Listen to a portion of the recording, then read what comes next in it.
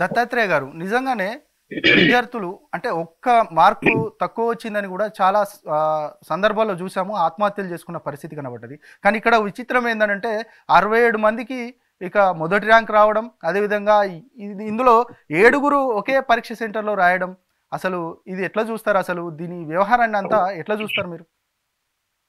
దేశవ్యాప్తంగా ఏ పోటీ పరీక్షకైనా కూడా నాణ్యమైనటువంటి పరీక్షా విధానంతో నిర్వహించాల్సినటువంటి బాధ్యత కేంద్రంలో ఉన్నటువంటి అధికారంలో ఉన్న బీజేపీ పార్టీ పైన ఉంటుందండి. ప్రభుత్వాన్ని ప్రజలు ఏరికోరి ఎన్నుకొని అధికారంలో కూర్చోబెడితే కాపల కాసేవాడే కాటు వేసినట్టుగా ఇవాళ పాలిస్తున్నటువంటి బీజేపీ పార్టీనే దేశవ్యాప్తంగా మోడీ గారు అధికారంలో ఉన్నటువంటి 2014 నుంచి 2023 వరకు బీజేపీ పాలిత 7 రాష్ట్రాలలో ముఖ్యంగా 7 సంవత్సరాలలో 70 పరీక్షా పేపర్లు లీక్ అవ్వడం. వివిధ రాష్ట్రాలు, గుజరాత్ లో ఫారెస్ట్ బీట్ ఆఫీసర్ల ఉద్యోగం కావచ్చు, రాజస్థాన్ లో జేఏఓ ఉద్యోగాలు కావచ్చు, బీజేపీ బీహార్ లో సంబంధించినటువంటి మన యూపీఎస్సీ లాంటి స్థాయి ఉద్యోగాలు, జేఏఓ ఉద్యోగాలు, ఇట్లా దేశవ్యాప్తంగా ఇప్పటి వరకు బీజేపీ పాలిత రాష్ట్రాలలో ప్రభుత్వ రంగ ఆధీనంలో ఉద్యోగాలు సాధించే 70 పరీక్షా పేపర్లు లీక్ అవ్వడం వల్ల అవినీతి లేకపోతే పరీక్షలపై ఉన్నటువంటి చిత్తశుద్ధి కావచ్చు, ప్రభుత్వ ఉద్యోగాలను ధారాళంగా వాళ్ళు అమ్ముకుంటున్నటువంటి తీరు కావచ్చు స్పష్టమవుతాం. ఇంకోటి ఏంటంటే వైద్య విద్యా విధానం అనేటువంటిది మోడీ గారు అధికారంలోకి వచ్చిన తర్వాత ఇప్పటి వరకు ఈ పరీక్షా పేపర్ లీక్ అవ్వడం, నీట్ పేపర్ లీక్ అవ్వడం, రద్దవడం అనేటువంటిది ఇది 3వసారి అండి. 2015లో ఒకసారి, 2018లో ఒకసారి, ఇగో ఇవాళ 2023లో మరోసారి. దీని వెనకాల మొత్తం కూడా కేవలం మనము బీజేపీ అనేటువంటిది ఏదో మాకు తెలియని వ్యక్తులు లేకపోతే కుట్రతో చేసిన అనడానికి లేదండి. చాలా స్పష్టమైనటువంటి ఆధారాలతో మాట్లాడుతా ఉన్నాం. బీజేపీ పార్టీలో సభ్యత్వం ఉన్నటువంటి వ్యక్తులు, బీజేపీ పార్టీ అనుబంధ సంస్థలైనటువంటి ఆర్ఎస్ఎస్ లాంటివి, విశ్వ హిందూ పరిషత్ లాంటి, ఏబీవీపీ లాంటి సంస్థల్లో పనిచేసి వివిధ స్థాయిల్లో ఇప్పుడు హోదాల్లో ఉన్నటువంటి వ్యక్తులు ఇవాళ Atal Bihari Vajpayee school of management and entrepreneur అనేటువంటి ఒక సంస్థ గుజరాత్ లో ఈ వ్యవహారం మొత్తాన్ని కూడా దగ్గరుండి వారం రోజుల ముందే ఈ పరీక్ష పేపర్ ని వాళ్ళ చేతుల్లోకి తీసుకొని ముఖ్యంగా బీహార్ అనేటువంటి ప్రాంతంలో దేశవ్యాప్తంగా 4750 పరీక్ష కేంద్రాల్లో ఈ నీట్ పరీక్ష నిర్వహిస్తే కేవలం బీహార్ లో ఉన్నటువంటి ఒక ఇంటీరియర్ ప్రాంతాన్ని చూజ్ చేసుకొని కేవలం ట్రాన్స్పోర్టేషన్ లేని ప్రాంతాల్లో కూడా సెంటర్లు వేసి గుజరాత్, జార్ఖండ్, ఇట్లా బీహార్, హిమాచల్ ప్రదేశ్ లాంటి ప్రాంతాల్లో నుంచి కూడా కేవలం ఆ బీహార్ లో ఉన్నటువంటి ఒక 4-5 సెంటర్లోకి వెళ్ళి అక్కడే ఎగ్జామ్స్ రాయడం. ఆ సెంటర్ లో నుంచే మనం మాట్లాడుకున్నట్టుగా 67 మందికి ఒకేసారి జాతీయ స్థాయిలో నంబర్ 1 ర్యాంక్ రావడం, నేషనల్ ర్యాంక్స్ రావడం. ఇంకొకటి, ఇప్పటి వరకు నిర్వహించినటువంటి నీట్ పరీక్షలో 2018లో ఒకే వ్యక్తికి 720/720 మార్క్స్ వచ్చాయండి. అట్లా 2018లో ఒక ఇద్దరికి, 2022లో ఒకరికి, కానీ 2023లో హౌ ఇట్ ఈస్ పాసిబుల్ అంటే దీని వెనకాల పూర్తి స్థాయిలో ఇది నిర్వహించడం అనేటువంటి జరిగింది. దీని వెనకాల బీజేపీ నాయకుల హస్తం ఉంది. ఏదైతే విద్యాశాఖ మంత్రి ధర్మేంద్ర ప్రధాన్ గారు ఎంత వేగ్గా మాట్లాడుతూ ఉన్నారంటే ఇవాళ ఇంత నష్టం జరిగి విద్యార్థులు వాళ్ళ తల్లిదండ్రులు మానసికంగా ఎంతో క్షోభలో ఉంటే దీన్ని తప్పును ఒప్పుకోవాల్సింది పోయి దొంగే దొంగని దొంగ అన్నట్టుగా ఇతరుల మీదకి నెట్టేసే ప్రయత్నం చేస్తా ఉన్నారు. ఎవరినైనా శిక్షిస్తామని అంటా ఉన్నారు. ఇవాళ NTA chief, national testing agency chief అయినటువంటి సుబత్ కుమార్ సింగ్ అనేటువంటి వ్యక్తి స్వయంగా తన స్వహస్తాలతో ఈ తప్పిదాన్ని ఒప్పుకున్నాడు. జరుగుతున్నటువంటి ఇన్వెస్టిగేషన్ లో సిబిఐ చాలా స్పష్టం చేస్తా ఉంది. దీని వెనకాల చాలా పెద్ద ఎత్తున రాజకీయ నాయకుల ప్రమేయం ఉంది. ఏ రాష్ట్రానికి వెళ్ళినా కూడా తవ్వినా కొద్ది ఆధారాలు బయటపడతా ఉంటే నివ్వెరపోయేటువంటి ఆధారాలు బయటపడతా ఉన్నాయి. సో ఇవన్నీ కూడా దేశవ్యాప్తంగా అందుబాటులో ఉన్నటువంటి సీట్లు 1,09,000 అండి. ఈ ఎగ్జామ్ ని అపేర్ అయినటువంటిది 24 లక్షల మంది విద్యార్థులు అపేర్ అయితే ఒక సీటుకు 24 మంది పోటీ పడ్డారు. సో ఇక్కడ ఇంత తెలుగు రాష్ట్రాల్లో, ఎస్పెషల్ గా తెలుగు రాష్ట్రాల్లో చాలా తల్లిదండ్రులు తమ యొక్క పిల్లలని డాక్టర్లుగా చూడాలనేటువంటి దృఢ సంకల్పంతో వాళ్ళని చిన్ననాటి నుంచే ఒక ఐఐటి జేఈ కావచ్చు లేకపోతే మిగతా నేషనల్ స్థాయి పరీక్షలకు సన్నద్ధం చేయడంలో చాలా ప్రామాణికంగా తీసుకుంటారు, ప్రతిష్టాత్మకంగా తీసుకొని ఇక్కడ ఉన్నటువంటి కోచింగ్ సెంటర్స్ లో కోచింగ్ ఇప్పించే ప్రయత్నం చేస్తారు. సో అంత నిష్ఠగా, నిజాయితీగా, కమిట్మెంట్ తో చదివించినటువంటి పిల్లల తల్లిదండ్రులందరూ కూడా చాలా మానసిక వేదనలో ఉన్నారు. పరీక్ష రద్దు చేయడము, ఎగ్జామ్ క్యాన్సిల్ చేయడము, రీషెడ్యూల్ చేయడం అనేటువంటి దీనికి పరిష్కారం కాదు.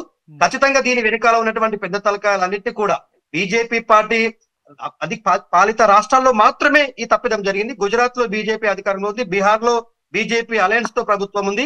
ఇవాళ హిమాచల్ ప్రదేశ్ లో కావచ్చు, హర్యానాలో కావచ్చు, ఈ రాష్ట్రాలలోనే ఈ పేపర్ కి సంబంధించినటువంటి భాగోతం జరిగింది. ఇవాళ మహారాష్ట్రకు వ్యాపించింది. మహారాష్ట్రలో కూడా బీజేపీనే అలయన్స్ లో అధికారంలో ఉంది. సో ఇట్లా ఎక్కడ చూసినా కూడా బీజేపీ సెంటర్ గానే ఈ అన్యాయం జరిగింది.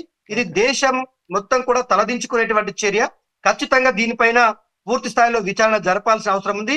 ఏదో ఈ బీజేపీ పార్టీకి అనుబంధంగా ఉన్నటువంటి వ్యక్తులతో విచారణ జరపాల్సింది కాకుండా దీంట్లో స్వచ్ఛందంగా కొన్ని సంస్థల నుంచి, యూనివర్సిటీస్ నుంచి ప్రొఫెసర్స్ తీసుకోవాల్సిన అవసరం ఉంది.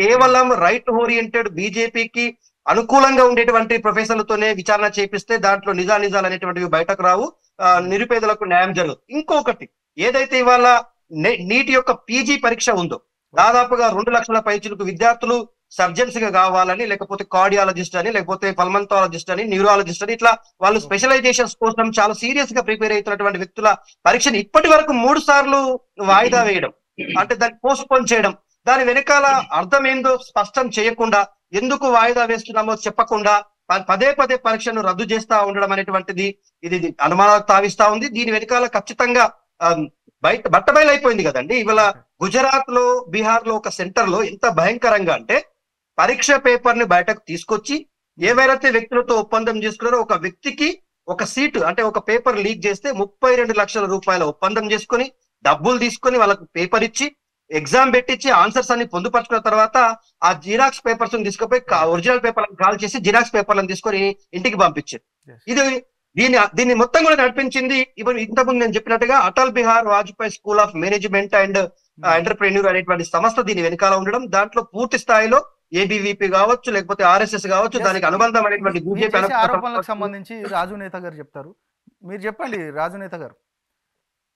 ప్రధానంగా ఒక ఆరోపణ చేస్తా ఉన్నాడు, దాదాపు బీజేపీ పార్టీ అధికారంలోకి వచ్చినప్పటి నుంచి 70 పరీక్షా పత్రాలు లీక్ అయినాయి, ఇక ఈ పేపర్ వ్యవహారం మొత్తం వెనకాల ఉన్నదంతా బీజేపీ పార్టీ నాయకులే అంటూ కూడా ప్రధానంగా వాళ్ళు విమర్శిస్తా ఉన్నారు.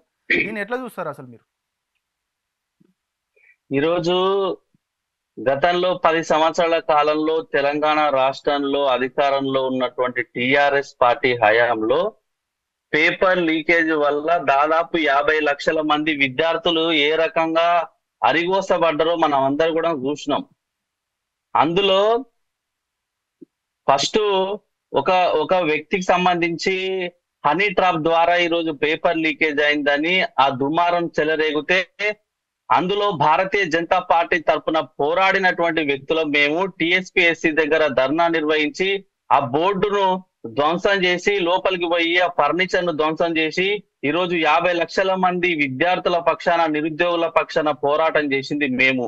అందులో A4 గా నేనున్నాను. 16 రోజులు చెంచల్గూడ జైల్లో, పోయినసారి ఉగాది పండుగ కూడా మేము ఫ్యామిలీస్ తో లేకుండా 16 రోజులు పేపర్ లీకేజీ అంశానికి వ్యతిరేకంగా పోరాటం చేసినందుకు మమ్మల్ని జైల్లో పెట్టారు.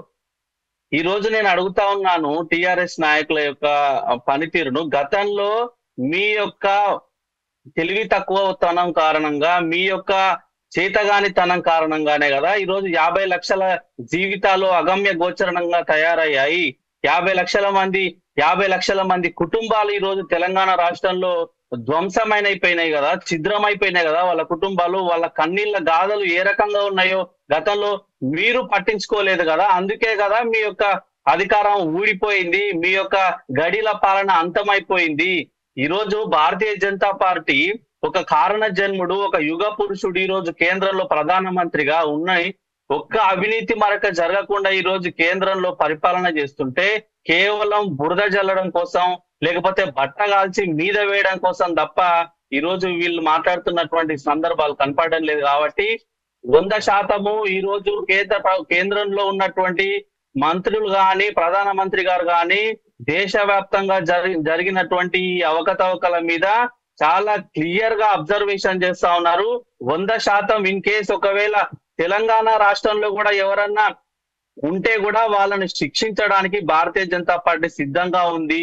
ఈ రోజు గతంలో ఎందుకు ఈ విషయాలు చెప్తున్నానంటే, గతంలో మేమే కదా పేపర్ లీకేజ్ కి వ్యతిరేకంగా తెలంగాణ రాష్ట్రంలో ఉధృతంగా పోరాటం చేసింది. ప్రభుత్వం మెడలు వంచింది. ఈ ప్రభుత్వానికి గురించి తర్వాత మాట్లాడదాం.